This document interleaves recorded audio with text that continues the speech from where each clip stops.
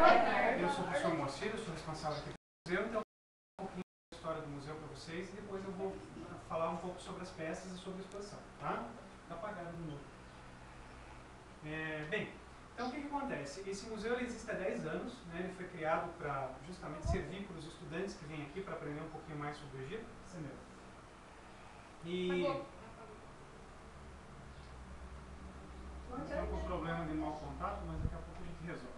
Bom, então o que acontece? É um museu que existe há 10 anos, então nós não temos peças que são, muitas peças que são originais. A maior parte das peças que nós temos são cópias. Né? Hoje em dia é muito difícil ter museus onde você vai ter que encontrar coisas do Egito, principalmente aqui no Brasil. Né? A gente só tem alguns museus no Brasil que tem peças verdadeiras. Então aqui no Paraná nós somos os únicos, só tem 2 lugares onde vocês vão poder ver coisas verdadeiras. Bom, vocês vão poder ver aqui e no museu aqui em Curitiba. Tem um museu lá que também tem peças verdadeiras. Tá? Bom, essas peças que vocês estão observando são réplicas. Né? Então o que é uma réplica? É uma reprodução de objetos como esses que vocês estão vendo, que são feitos com base em fotografias de livros. Né? Então, pegando fotos de livros, tem como reproduzir esses objetos aí que vocês estão vendo. Vocês viram que algumas coisas estão quebradas, está faltando um pedaço? Então, eles são copiados iguaizinhos aos verdadeiros. Né? Então, é feito com todos os detalhes para você ter uma ideia de como é que é um objeto original. Né? Exatamente. Então, por isso que eles são feitos assim. A cor das peças, né, ela também tem essa aí que vocês estão vendo. E o tamanho também é o mesmo.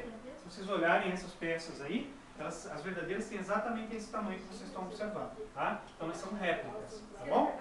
Todos entenderam? Então, o que eu disse para vocês, quase tudo que nós temos aqui são peças que são cópias. Só tem algumas que são verdadeiras. As mais antigas estão aqui desse lado, dessa vitrine, que são peças que têm 6.000 anos de idade. São as mais velhas que nós temos aqui. São essas ferramentas de pedra, né, que estão aqui. Né? Tá? E a máscara da múmia que vocês viram ali que está na outra sala. Né? Que é uma máscara que tem 2.200 anos. Né? Então são peças verdadeiras. Certo? Bom, essas peças elas são feitas de vários materiais, como argila, gesso, papelão, resina. Né? Então são peças de materiais bem variados. Tá? Bom, para fazer todos esses objetos aí demorou mais ou menos 20 anos, né, para produzir essas réplicas todas. Né? Eu comecei a estudar o Egito quando eu tinha a idade de vocês, foi no colégio. Né? Depois eu não parei de estudar mais. Então eu fui fazendo essas reproduções todas que vocês estão vendo aí. Né? Eu que faço. Tá? Entenderam bem? Bom, então essa é uma parte da nossa coleção. Nós temos uma parte que é muito maior que está guardada, né? Porque a gente não tem espaço para expor tudo, então uma parte fica guardada e outra parte fica visível. Tá bom? Bom, na internet a gente tem um blog também, que tem informações sobre o museu, né? Tem várias coisas que dá para vocês saberem lá, a hora que vocês puderem entrar no computador, né? Depois eu posso passar um endereço para o professor, vocês podem ver. Eu não sei se vocês têm acesso à internet na escola. Tem? Tem. Então vocês, na escola também vocês podem utilizar, né? Para ver a página e tudo mais. Tudo bem? Bom, então essa exposição que vocês estão vendo aqui, ela se chama Vida e Imortalidade. Então nessa sala aqui a gente vai ver várias coisas sobre o cotidiano do povo egípcio, quem eram eles, o que eles faziam, né? E na sala seguinte sobre a vida após a morte. Então a nossa história começa com esse mapa que está aqui do meu lado. Né? Se vocês quiserem passar aqui para frente para vocês verem, né? Ele conta um pouquinho da geografia do Egito. Todos sabem onde fica o Egito? Que continente? E continente, rapazes? Nós estamos na América do Sul. Onde está localizado o Egito? Vocês lembram? Latina? Não. Na África? Na África, exatamente. O Egito é um país africano. Né? Gente, não se capricha, né? Aqui, ó, no nordeste da África, essa região aqui, ó, estamos vendo o outro lado do Atlântico, na África. Né? Então o Egito é um país africano.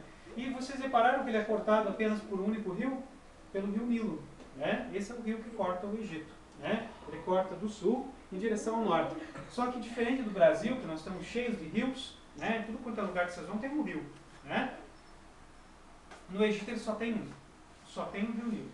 Então essa civilização, ela só se desenvolveu por causa que existia esse rio lá. Porque o rio era a fonte de água para eles. Então toda a água que os egípcios precisavam, ela vinha do rio. Vocês viram aqui no mapa que tem essa área verde? Está do lado? Todos viram ali? Repararam bem? Então o que acontece? Essa área verde era a área onde os egípcios viviam. Na região ao lado, que vocês estão observando aqui, ó, toda essa região só tem deserto. Né? Então não tem nada lá. A única coisa então que a gente vê no Egito é a área fértil, quando eles viviam, e do lado é só deserto, só areia e pedra. Tá? Então isso que é formado um pouco da geografia do Egito. Então era nessa área verde, fértil, que os egípcios plantavam. Né? Então todos os anos eles plantavam e colhiam. Então nesses quadros que vocês vão ver aqui agora a seguir, vocês vão ver um pouquinho de como funcionava o plantio no Egito. Né? Então o que acontecia? Junto do rio, eles desenvolveram a agricultura, né? E usavam ferramentas como essas que vocês estão vendo aqui, que são enxadas, para cavar a terra. Né? Então eles revolviam a terra. Esses quadros né? verdadeiros? Não, esses quadros são reconstituições de cenas antigas. Foi você que fez? Não, esses não. Tá? Então vejam bem, olhem as ferramentas que eles usam aqui. São ferramentas feitas de madeira. Então eles usam para cavar o solo. Logo atrás, que vocês estão vendo ali, tem dois homens. Eles estão segurando sacolas cheias de sementes de trigo e de cevada. Alguém aqui planta? Eu. Né? Angelis. Planta com os pais? Não faz horta, alguma coisa assim? Sim. Pode sim. Alguém faz ou não? Eu. Nem no quintal? Eu? Faz? Pois é, então, o que acontece?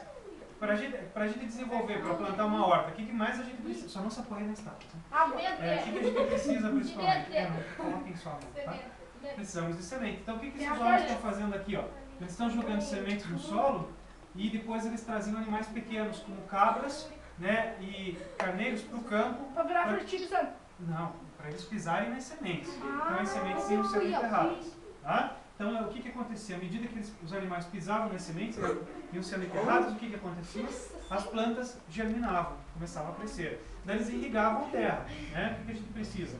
Molhar a terra, né, para daí poder a planta se desenvolver. E é caro pra fazer tudo isso aqui que você tem? Claro que você precisa de um investimento, comprar material para poder fazer essas coisas, né? Tá?